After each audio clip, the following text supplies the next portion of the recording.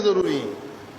ایک وہ حقوق جو لوگوں کے ہیں ان کو معاف کرانا ضروری ہے, اس کے بغیر دعا قبول نہیں ہوتی. باپ کا دل توڑا ہے, ماں کا توڑا ہے, بہن کا توڑا ہے, پڑوسیوں کا توڑا ہے, رشتہ داروں کا توڑا ہے, دوستوں کا توڑا ہے, کسی کا حق دبایا ہے, کسی کا مال کھایا ہے, تو اس صورت میں دعا قبول نہیں ہے.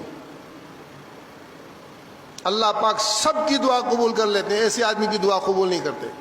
دوسرا, اللہ کے معاملے میں کوئی ایسی جسارت کی ہے, ایسا ظلم کیا ہے, ایسا قدم اٹھائے جس سے اللہ پاک ناراض ہے, اس کی توبہ ضروری ہے, اللہ پاک سے اس کو معاف کرانا.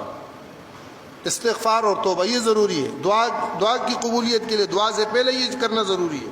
اللہ سے اپنا معاملہ صاف کر لینا اور لوگوں سے بھی معاملہ صاف کر لینا.